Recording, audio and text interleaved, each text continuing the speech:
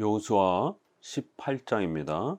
이스라엘 자손의 온 회중이 실로에 모여서 거기에 회막을 세웠으며 그 땅은 그들 앞에서 돌아와 정복되었더라. 그러나 이스라엘 자손 중에 그 기업의 분배를 받지 못한 자가 아직도 7지파라.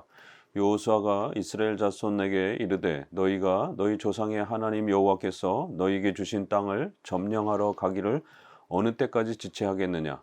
너희는 각 지파에 3사람씩 선정하라. 내가 그들을 보내리니 그들은 일어나서 그 땅에 두루 다니며 그들의 기업에 따라 그 땅을 그려가지고 내게로 돌아올 것이라. 그들이 그 땅을 7부분으로 나누되 유다는 남쪽 자기 지역에 있고 요셉의 족속은 북쪽에 있는 그들의 지역에 있으니 그 땅을 7부분으로 그려서 이곳 내게로 가져오라. 그러면 내가 여기서 너희를 위하여 우리 하나님 여호와 앞에서 제비를 뽑으리라. 레위 사람은 너희 중에 분깃이 없나니 여호와의 제사장 직분이 그들의 기업이 됨이라. 갓과 루벤과 므낫세 반지파는 요단 저편 동쪽에서 이미 기업을 받았나니 이는 여호와의 종 모세가 그들에게 준 것이니라 하더라. 그 사람들이 일어나 떠나니 여호수아가 그 땅을 그리러 가는 사람들에게 명령하여 이르되 가서 그 땅으로 두루 다니며 그것을 그려 가지고 내게로 돌아오라.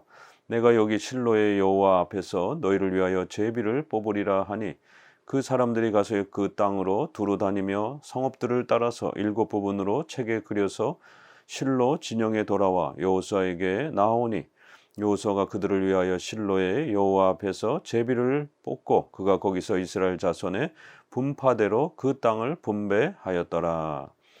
11절 베냐민 자손 지파를 위하여 그들의 가족대로 제비를 뽑았으니 그 제비 뽑은 땅의 경계는 유다 자손과 요셉 자손의 중간이라. 21절 베냐민 자손의 지파가 그들의 가족대로 받은 성읍은 여리고와 벳 호글라와 에멕 그시스와. 마지막 28절 셀라와 엘렙과 여부스 곧 예루살렘과 기브앗과 기럇이니 14성읍이요 또 그 마을들이라. 이는 베냐민 자손이 그들의 가족대로 받은 기업이었더라. 가나안 땅은 이제 정복해서 이렇게 또 전쟁을 통해서 성취한 땅이 있고요. 아직 이제 이스라엘 백성들이 좀 더 적극적으로 그 전쟁을 치러야 하는데 결국 그들의 나태함과 게으름 때문에 적극적으로 또 전쟁을 치르지 못해서 아직 남겨진 그러한 땅이 있습니다. 바로 그 남겨진 땅에 대해서 이제 하나님께서는 그들이 반드시 이 땅을 차지해야 된다라고 또 이렇게 명령하시면서 하나님께서 너희가 최선을 다해서 이 전쟁에 참여하게 되면 그 너희에게 또 약속된 그 땅이 반드시 하나님의 은혜와 도우심으로 그 땅이 너희의 땅이 될 것이다라고 재차 이제 그 땅 분배에 대한 또 이런 약속과 또 하나님의 은혜를 소개하는 그런 땅 분배 장면이 이제 마무리되어져 가고 있습니다. 여기에서 이제 7지파가 아직도 땅 분배를 받지 못한 이제 이런 모습을 소개합니다. 이스라엘 자손의 온 회중이 실로에 모여 거기 회막을 세웠으니 이 회막은 바로 모세를 통해서 하나님이 가르쳐 주셨던 그 성막, 회막이라고도 부릅니다. 이 성막을 회막이라고 이렇게 부르는 것은 하나님이 백성과 만난다, 이렇게 만나는 장소라는 이름으로부터 불려졌기 때문에 회막, 또 성막이라고도 이렇게 부르기도 합니다. 그래야 하나님께서 이스라엘 백성과 동행하시면서 이스라엘 백성들의 또 그러한 동행의 보증과 증표로 이 성막, 회막을 세워주셨고 그 회막이 이스라엘 백성들 가운데 있는 동안에는 하나님이 그들과 함께 계신다라고 하는 아주 강력한 그러한 약속이 되었던 것입니다. 근데 이제 17장에서 18장으로 이제 넘어오는 그 과정을 보게 되면 결국 이 앞서서 전쟁을 통해서 땅을 성취한 이제 이런 면도 있지만 결국 우리가 앞부분에서 이미 여호수아가 이제 13장에 나이가 많아 늙음에 여호와께서 그에게 이르시되 이런 것처럼 벌써 그 가나안 땅 초기의 시간에서부터 거의 이제 여호수아의 생애 후반기로 넘어가는 이러한 또 생애를 보게 됩니다. 결국 이러한 생애 동안에 여호수아가 살아있는 동안에 열심히 백성들이 전쟁을 통해서 그 땅을 실제적으로 지배하면서 차지했어야 되는데 하나님은 분명히 그 약속된 땅을 주시겠다고 했지만 각각의 그 땅의 그 전쟁 속에서도 온전히 내쫓지 못하고 일부가 남아있는 그러한 연약함을 또 보이면서 결국 그것이 엄청난 신앙의 방해거리가 되듯이 이제 이 일곱 지파의 이러한 또 땅 정복에 대한 이런 부분들이 아직 제대로 성취되지 못한 이스라엘의 불신앙의 또 불순종의 이러한 모습 때문에 실제적으로 땅이 이들의 것이 되지 못하는 그러한 안타까운 모습을 보게 됩니다. 결국 이 사무엘상 4장 10절에 보게 되면 이 블레셋이 이제 결국 이 법궤를 빼앗아 가면서 이 실로를 완전히 이제 짓밟아 버리는 또 이제 이러한 이 실로는 예루살렘 이제 성전이 본격적으로 이제 그 세워지기 전까지 예루살렘으로 그 모든 법궤가 안착되기 전까지 임시적으로 가나안 땅에 이제 성막이 거치되어지는 그러한 장소였습니다. 그러니까 이스라엘에게 있어서 굉장히 예배의 중요한 거처가 되었던 것이죠. 이렇게 실로를 중심으로 해서 전쟁이 치러졌고 이제 나중에 예루살렘으로 그 모든 성전 제도가 이제 구성이 되는데요. 결국 이 가나안 땅과 관련되어서 이제 이러한 그 약속들은 이제 후대에 다윗에 이르기까지 이제 결국 다윗의 왕국에 가서 결국 이 모든 나머지 부분들이 이제 땅이 하나님이 약속했던 그 동서남북으로 확장이 되어서 실제적으로 성취되어지는 그런 모습들을 보게 됩니다. 근 한 390년, 400년 만에 이 가나안 땅에서 하나님이 이렇게 약속했던 그러한 내용들이 실제적으로 다윗 시대에 와서 성취가 되어지는 것을 알 수가 있습니다. 그래서 이제 결국 예루살렘이 이제 중요한 하나님이 약속한 또 예배의 처소로서 확립이 되고 그 땅을 차지했기 때문에 거기에 이제 성전이 세워지는 것을 볼 수가 있습니다. 이렇게 하나님께서는 분명히 약속해 주셨지만 하나님의 이 약속이라고 하는 것은 은혜 언약이라고 하는 것은 분명히 그 본질에서는 주권적인 또 그다음 편무적인 하나님의 절대 주권적인 하나님이 일방적으로 은혜로 주시는 그러한 본질의 성격이 있습니다. 그렇지만 그것이 집행되어져 가도록 이루어가는 외적인 방식에 있어서는 하나님도 약속을 지키고 이스라엘 백성들도 약속을 지키는 쌍방이 약속을 지키는 방식으로 이 은혜 언약이 성취되어지는 겁니다. 그래서 은혜 언약은 외적인 형식에 있어서 쌍무적이요 협의적인 그런 성격을 나타내고 있는 겁니다. 우리가 예수 그리스도를 하나님께서 은혜 언약을 성취하시도록 모든 걸 다 준비하시고 주십니다.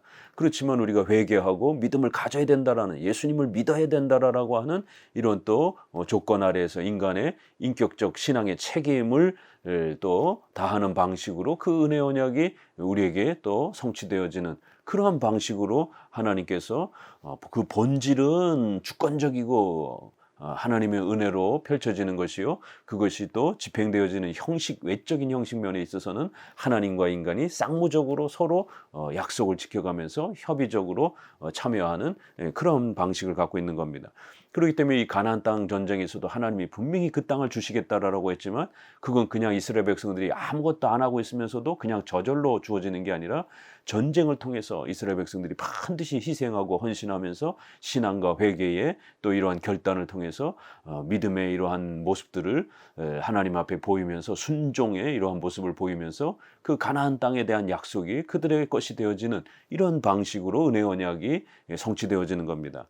그런데 이스라엘 백성들은 여전히 게으르고 나태해서 하나님의 이 약속을 제대로 순종하지 않아서 땅을 분배받아야 되는데 제대로 그 정복을 통해서 자기들의 희생과 헌신을 통해서 땅을 정복하지 못하는 이런 불신앙의 모습들을 이제 오늘 본문에서 보게 됩니다. 그래서 이제 기업의 분배를 받지 못한 이제 지파가 7이나 되었다라고 하면서 결국 여호수아는 이제 이 부분에 대해서 책망하는 거예요. 여호와께서 너희에게 주신 땅을 점령하러 가기를 어느 때까지 지체하겠느냐. 결국 이 불신앙의 문제라는 겁니다. 하나님 앞에서 우리가 은혜 언약의 이러한 소중한 하나님의 은혜를 우리가 얻을 때 이렇게 하나님께서는 예수 그리스도를 믿는 그러한 조건으로 또 그다음에 우리의 의식주와 삶에 있어서는 십계명 하나님의 말씀에 순종하는 이러한 신앙과 순종의 이러한 도구와 수단을 하나님께서 사용하셔서 이 은혜 언약의 풍성함들을 우리에게 또 열매로 주시는 것입니다. 그래서 결코 하나님의 예정 또 하나님의 절대 주권적인 이러한 그 언약이 우리 인간을 나태하게 하거나 게으르게 하는 그런 방식이 아니라는 것을 우리는 알 수가 있습니다. 반드시 이스라엘 백성들이 신앙과 회개와 또 순종의 결단을 가지고 헌신하면서 전쟁을 치르면서 나아가면 반드시 하나님께서 도와주시겠다라고 약속을 한 겁니다. 아직까지 이렇게 머뭇머뭇거리면서 순종하지 못하고 이렇게 불순종의 모습으로 결국 그 땅을 제대로 차지하지 못하는 안타까운 모습을 봅니다. 그래서 이제 하나님께서는 여호수아를 통해서 하나님이 반드시 이 땅을 주실 것이다라는 것에 대해서 재차 보증 형태로 약속을 반드시 하나님이 성취해 줄 거라고 하는 보증의 형태로 그 땅을 두루 정탐해서 그려와서라도 각각의 그 지역을 하나님이 분배해서 주시겠다라고 이렇게 그 땅을 반드시 주시겠다라고 하는 보증의 성격으로 그 땅의 지도를 그려와서 가지고 와라. 그러면 어느 지파가 어느 땅을 차지할지를 하나님께서 분배해 주겠다라고 이렇게 소개를 합니다. 그래서 세 사람씩 선정을 해서 정탐을 보냈습니다. 이 정탐 사건은 민수기 13장의 가데스 바네아에서 이렇게 모세가 12정탐꾼을 이스라엘 백성 가운데에서 이렇게 선출해서 가나안 땅에 정탐하게 하는 이제 그러한 상황하고 비슷합니다. 결국 갈렙과 여호수아 빼놓고는 10명은 다 불신앙적으로 가나안 땅에 들어갈 수 없다라고 이렇게 겁을 먹고 불신앙적인 보고를 했지만 갈렙과 여호수아는 하나님이 주셨기 때문에 반드시 우리가 그 땅을 차지할 수 있다라고 하는 이제 이러한 정탐 보고가 나옵니다.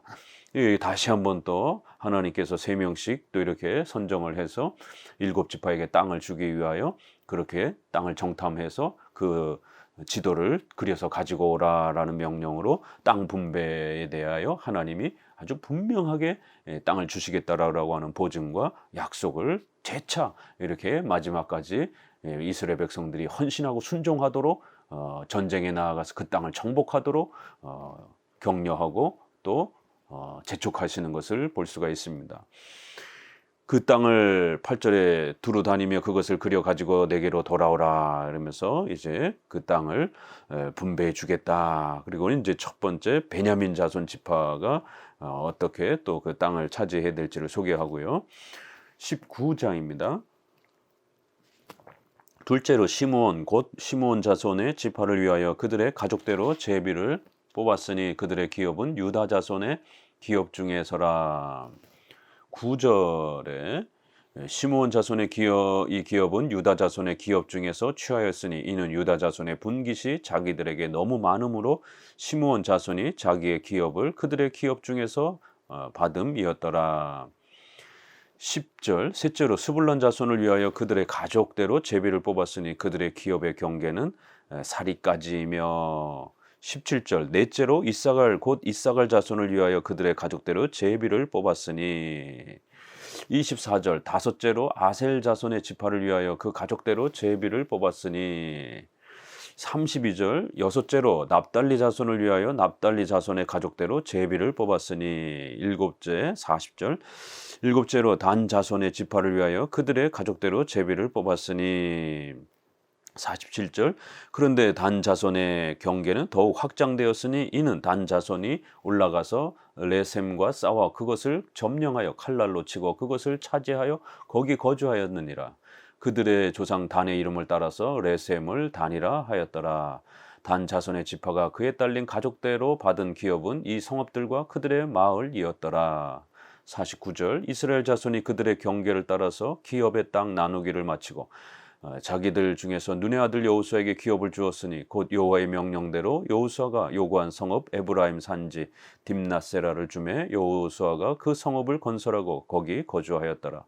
제사장 엘라살과 눈의 아들 여호수아 이스라엘 자손의 지파의 족장들이 실로에 있는 회막문 여호와 앞에서 제비 뽑아 나눈 기업이 이러하니라. 이에 땅 나누는 일을 마쳤더라. 이제 일곱 지파가 동서남북에 있어서 어떻게 또 땅을 분배받아야 될지에 대해서 하나님은 다시 한번 재차 마지막으로 너희들이 헌신하고 이 전쟁에 참여하면 반드시 그 땅을 주시겠다라고 약속하고 보증하는 장면으로 이제 이 땅 분배, 12지파의 땅 분배가 실제적으로 땅을 가진 지파도 있지만 또 앞으로 또 줄 것이다라고 하는 형태로 이렇게 땅 분배가 이제 최종 마무리되는 것을 볼 수가 있습니다. 특별히 이제 마지막까지도 이제 제비를 뽑아 이제 이런 부분에 앞서서도 말씀드린 것처럼 이 제비를 뽑는다라는 것은 구약의 우림과 둠빔을 이렇게 사용해서 제사장이 하나님의 뜻을 묻던 그러한 구약의 의식적 그러한 계시의 수단입니다. 사도행전 1장 26절에도 보면은 이제 유다가 자살해서 죽었기 때문에 사도 중에 새로운 사도를 뽑을 때도 이렇게 제비를 뽑아서 이렇게 마띠아를 선출하는 장면이 나옵니다. 이렇게 구약과 신약 모두 이렇게 하나님의 특별한 뜻을 물을 때 제비를 뽑아서 OX의 형태로 이렇게 하나님의 뜻을 묻는 그런 임시적 그러한 수단들이 있었습니다. 그렇지만 이것은 오늘 성경이 완성되고 나서는 더 이상 이러한 형태로 하나님의 뜻을 교회에 가르쳐 주시지 않습니다. 꼭 명심하셔야 됩니다. 이건 중단된 방식입니다. 오늘날 장로를 뽑으면서 또 이렇게 제비를 뽑는지 이러한 참 웃지 못할 교회의 이러한 모습들도 보게 됩니다. 성경에 있으니까 성경적이지 않느냐. 이거는 성경의 신약과 구약의 이런 통일성과 또 차이성을 무시하는 아주 이러한 원숭이 흉내 내듯이 그저 구약에 있으니까 무조건 따라해도 되는 것처럼 이것이 성경적인 것처럼 이렇게 어리석게 성경을 해석하는 것입니다. 그럼 구약의 사람을 죽이는 가나안 전쟁의 이러한 전멸의 이러한 부분들이 성경에 있으니까 오늘날 그러면 가나안 족속을 우리가 죽여야 됩니까? 그러면 가나안 족속은 누굽니까? 이런 심각한 적용의 문제가 발생이 되는 겁니다. 이거는 성경이 완성되기 전 예수님이 십자가의 사건의 이러한 성취가 이루어지기 전 이렇게 신구약에서 임시적으로 하나님의 계시를 알려주는 도구로 사용되었다라는 것을 꼭 명심하셔야 됩니다. 그리고 이제 시므온 지파는 이제 놀랍게 여기에 이러한 내용들이 대부분 창세기 49장에 보게 되면 12지파에 대한 축복으로 야곱이 자신의 자녀들을 축복해주는 그러한 예언적 축복의 장면이 나옵니다. 바로 거기에 그 예언대로 거의 그대로 각각의 그러한 그 지파들의 또 땅 분배와 또 그들의 모습이 연결되어서 또 이렇게 창세기 49장이 성취가 되어지는 것을 볼 수가 있습니다. 이 시므온 지파는 하나님께서 이스라엘 중에 흩으신다 이러한 또 예언이 나오는데 결국 유다 자손 가운데 이렇게 흩어서 살면서 유다 자손의 분깃을 얻어서 이렇게 자신들의 지파의 땅으로 사는 그렇게 아주 독특하게 이렇게 고유한 그러한 땅을 이렇게 별도로 분배받는 게 아니라 유다 자손의 그러한 땅 중에서 유다 자손 땅이 워낙 크다 보니까 그것을 일부 나누어서 갖는 이제 이런 방식으로 그 땅 분배를 받으면서 창세기의 말씀이 또 성취되는 것을 볼 수가 있습니다. 넷째로 이사갈 같은 경우는 창세기 49장 14절에 보게 되면 이렇게 농업지대의 그러한 아주 풍성한 그 곡식에 대한 이러한 또 예언들이 이사갈에게는 예언되어 있는데 여기 소개되어지는 이러한 그 지역들이 주로 아주 좋은 땅에 이러한 그 곡식이 풍성하게 자랄 수 있는 그러한 또 땅으로 소개가 됩니다. 다섯째 아셀 지파도 역시 창세기 49장 20절에 보게 되면 기름을 생산하는 곳으로 이렇게 유업으로 받을 것이다라고 이제 이렇게 또 소개되는데 여기 여호수아에서의 이러한 장면들 보게 되면 그 땅 지역들이 주로 이러한 올리브 나무라든가 이러한 기름진 이런 또 아주 풍성한 또 나무들이 많이 생산되는 그런 지역을 갖고 있는 것을 보게 됩니다. 40절의 단지파 같은 경우는 이제 가장 북쪽 끝에 이렇게 북에서부터 남쪽으로 이렇게 지역이 형성될 때 가장 북쪽에 이렇게 위치를 차지합니다. 그러면서 이제 창세기 49장 이 15절, 18절에도 보게 되면 길의 뱀과 같이 이렇게 아주 맹렬한 그러한 또 용맹한 그러한 그 모습을 그들은 갖고 있다. 이제 이렇게 길의 뱀 이렇게 해서 사람들을 무는 그런 아주 용맹함과 또 그러한 전투력을 소개를 합니다. 신명기 33장 22절에 보게 되면은 이렇게 짐승을 사냥하기 위해서 뛰어나오는 그런 사자의 새끼와 같은 그런 아주 용맹함을 또 이렇게 전투력을 소개를 하는데, 이 다른 지파는 이제 이러한 전투에 대한 부분들이 소개되어 있지 않지만 단자서서는 더욱 그 자기들의 땅이 확장되어서 레셈과 싸워서 그걸 점령하고 칼날로 치고 그것을 차지하여 거기 거주하는 그런 아주 강렬한 그런 전투력을 보이는 것을 성경은 또 이렇게 소개하면서 창세기 49장에 성취된 것을 소개합니다. 결국 이제 이런 모든 땅 분배가 최종적으로 이렇게 완성이 됐다라고 마치고 있습니다. 결국 이 12지파에게 있어서 이 땅 분배라고 하는 것은 왜 그렇게 중요한가? 여호수아 1장 시작하면서 말씀드린 것처럼 이 땅이라고 하는 것은 바로 하나님의 나라를 우리가 차지하는 하나님의 나라의 백성이 되는 그러한 영적인 의미를 구약에서 모형적으로 비유적으로 가르쳐주는 의식적 수단이었기 때문에 반드시 12지파의 이름이 기록되어야 되고, 그 이름이 기록된 사람만이 땅 분배를 받으면서 이렇게 하나님의 나라의 백성, 아브라함의 자손에 속했다라고 하는 그 정체성을 확인해주는 그 기업을 얻는다라고 하는 그 보증을, 이렇게 하나님의 나라에 속한다라고 하는 이 소중한 신앙의 정체성을 가르쳐 준 겁니다. 에스라 2장 2절이라든가 이렇게 59절 63절까지 이렇게 보게 되면 포로에서 돌아온 그런 많은 명단이 12지파를 중심으로 해서 이렇게 기록되어지는 것도 바로 이런 이유 때문입니다. 이스라엘이 가나안 땅에 정착할 때도 12지파를 중심으로 해서 명단을 기록했고, 또 포로로 잡혀가서 다 흩어졌을 때 다시 돌아왔을 때도 12지파를 통해서 명단을 다시 확보하고 그들에게 땅을 확보해주는 이러한 작업을 재차 반복하는 것을 알 수가 있습니다. 구약은 바로 이러한 땅 12지파의 이름이 기록되고 그 이름이 기록된 사람 자손들에게만 땅이 유산으로 상속되는 이제 이러한 기업, 재산을, 유산을 물려주는 이러한 의식법을 통해서 하나님의 나라의 유산, 기업을 우리가 소유하게 된 하나님의 나라의 백성이 되었다라고 하는 우리의 정체성을 보증하는 아주 중요한 비유적 표현이었던 겁니다.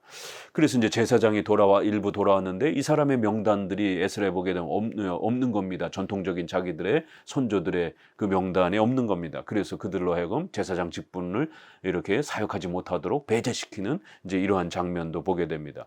이렇게 12지파의 후손으로 그 이름이 올라가느냐 못 올라가느냐는 바로 그들의 정체성을 가르쳐주는 아주 중요한 그런 장면인 것입니다.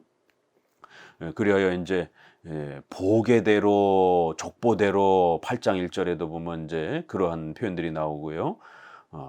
요한계시록 21장 27절에 보게 되면 생명책에 기록된 자만이 하나님의 나라에 들어온다. 이런 구약의 가나안 땅의 이름이 기록되어지는 이제 이런 형태가 요한계시록에서는 생명책에 기록되는 그러한 자들만이 하나님의 나라에 들어온다. 이제 이렇게 표현되기도 합니다. 또 계시록 3장 5절에 보면 생명책에 하나님이 아주 명확하게 기록할 것이다. 그 이름을 이렇게 표현합니다. 하나님에게는 책이 필요 없죠. 전지전능하신 하나님이기 때문에. 결국 이 책이라는 것은 하나님의 절대 주권적인 그 예정, 하나님이 택한 백성들만이 그 하나님의 나라에 초대된다. 그래서 반드시 변함없고 영원토록 그 하나님의 나라에 속하게 된다라고 하는 정체성을 이렇게 책에 기록하게 되면 흐려지지 않기 때문에, 책의 명단이 기록되면 반드시 그 사람만이 가문의 기업을 받는 것처럼, 구약에 이렇게 땅을 상속받는 것처럼 하나님의 나라를, 우리가 영생을 얻으며 하나님의 나라에 살아가는 자격을 부여받는 이러한 또 우리의 신분의 정체성을 소개를 하는 것입니다.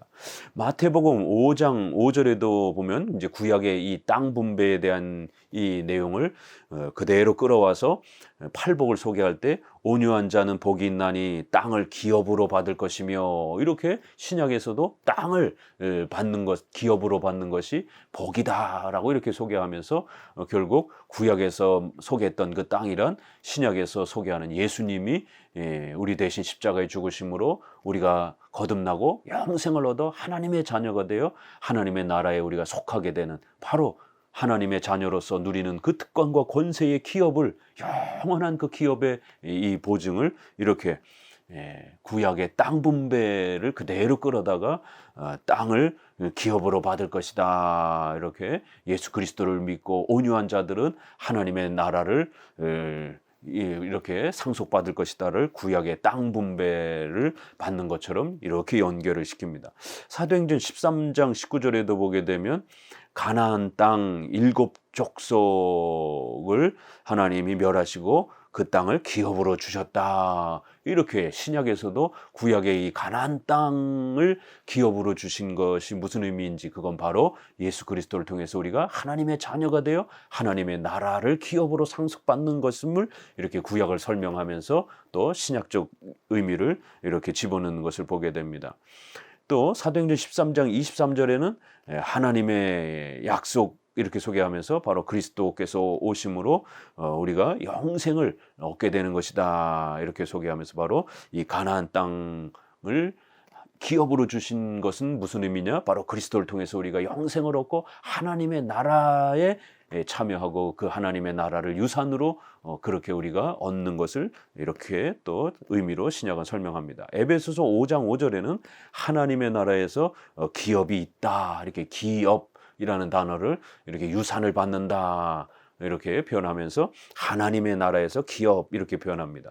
히브리서 9장 또 15절에는 바로 그리스도께서 새 언약의 중보자 영원한 기업의 약속을 얻게 하신다. 이렇게 해서 예수님을 통해서 우리가 영원한 기업을 얻는다라는 것을 보증해 주셨다. 이렇게 구약의 가나안 땅을 기업으로 얻는 것이 바로 예수님을 통해서 우리가 하나님의 나라에 참여하게 되었다라고 하는 그 하나님의 나라를 기업으로 받는다라고 하는 이 영적인 의미를 구약에서는 이렇게 모형적으로 가르치고 있는 것입니다. 감사합니다.